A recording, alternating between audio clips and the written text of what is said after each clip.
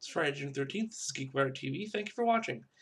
I want to go back to something I talked about on Wednesday about Call of Duty Elite and my thoughts on that. I've been giving it some more thought. I've been watching some stuff on G4 and kind of thinking about it. Adam Sessler mentions that the first uh, exposure of this story was on the Wall Street Journal about a year ago.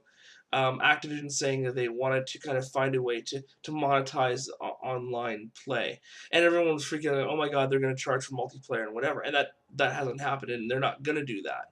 I think it would be.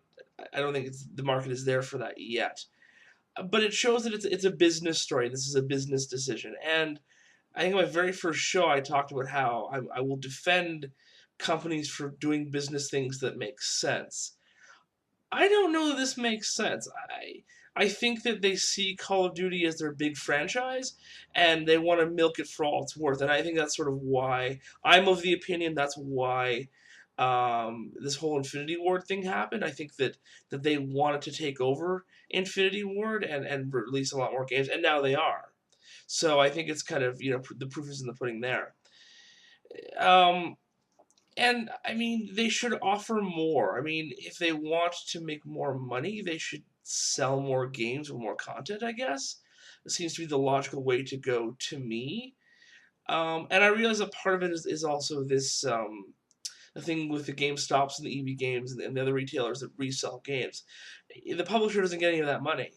As far as I know, if you go to EB Games and you trade in a game and they resell it, they make the money off it. The developer does not, and that's unfortunate. Um, I would say make games cheaper. If I could buy, my new game for, my new single player game, which I'm going to play for maybe 15 hours. If I could buy that for $40, I'd keep it. It'd be worth it. But if I play it for 15 hours and I'm done, why would I want to keep that for $60? It's gonna gather dust. I might play it again, but I might not. So I mean I don't agree with Activision in this case, but I don't think I was gonna buy it anyway. So I don't think it's really a big deal there. So E3 is coming up, so we're getting a lot of sort of little trickles of video game news that sort of happened before E3. I'm excited. Next week is going to be an interesting week. Um, I don't know that I'm going to have a set schedule. I'm probably going to do shows whenever the fancy strikes me and whenever there's something to talk about. I want to see sort of who does what. I'm curious to see, what games are coming out and what the big companies are doing, what Nintendo, Sony, and Microsoft are doing. I mean, we know Project Cafe is going to be revealed, and I'm curious.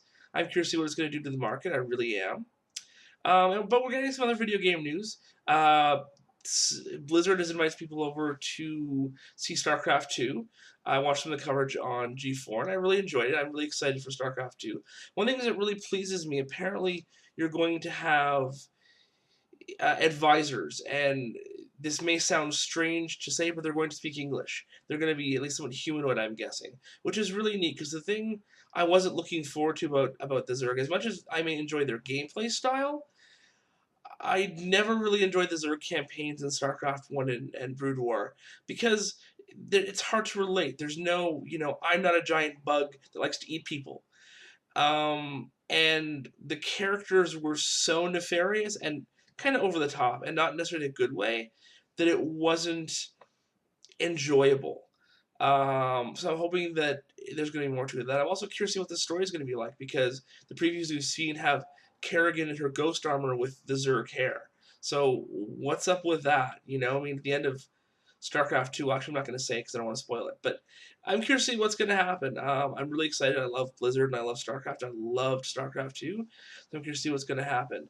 And I caught a trailer earlier today for Kill Team. It's a THQ game. It's based on the Warhammer 40k universe. It looks like it's going to be a DLC action game in it. If you get it, you can unlock a weapon for Space Marine, which is kind of cool. I'm down with that.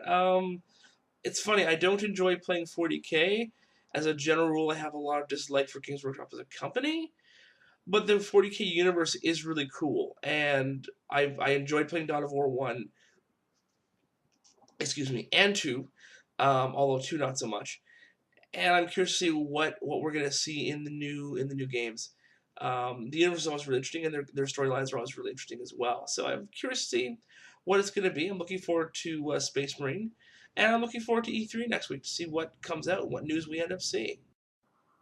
And finally tonight, I was at the bookstore the other day. I was looking for something to read, and I was kind of meandering around. I had some time to kill, and I looked through the graphic novels, and I saw Y the Last Man, and it's this book that's been, talked about for a long time. I thought I should pick this up because I've never read it, and I like comic books, I like graphic novels. I'm getting kind of tired of the same old superhero crap. So I picked up Y, and the chap there, they actually had to go find it, and the chap there also said I should pick up Atomic Robo. So I picked up Y, The Last Man, the first trade paperback, and I also picked up Atomic Robo. And here's the funny thing. Y the Last Man, as I said, critically acclaimed, the most brilliant novel ever, blah, blah, blah, whatever. It was alright. It was not anything to write home about. It was not the most awesome thing ever. I'm well aware it may take some time to get into its stride, but right now I'm like, I don't know that I want to buy a book too. And the thing that I didn't go for, the thing that I wasn't looking to pick up, Atomic Robo, friggin' hilarious. Just a real joy. It's hysterical. And just really enjoyable. And kind of a surprise because I wasn't going in to pick it up. I didn't. I picked it, and when the guy recommended it, I'm like, the art's kind of cool. I'll check it out. I picked it up a chapter, so if I don't like it, I can always return it, right? But wow, it's really funny and really interesting, and I'm curious to see what else there is to it. It's an independent book, which is really cool, and I would definitely recommend it. It's Atomic Robo. I don't know who the Red 5 Comics. Ha! Red 5. Star Wars reference. Um, Check it out. I can't recommend it enough. It's really funny and really well done, and it's got kind of a quirky art style and just a kind of a quirky style in general. So yeah, that's about it for this week, and we'll see you next week with E3. Have a great weekend, everyone. Remember, be awesome, be geeky. The two, not mutually exclusive.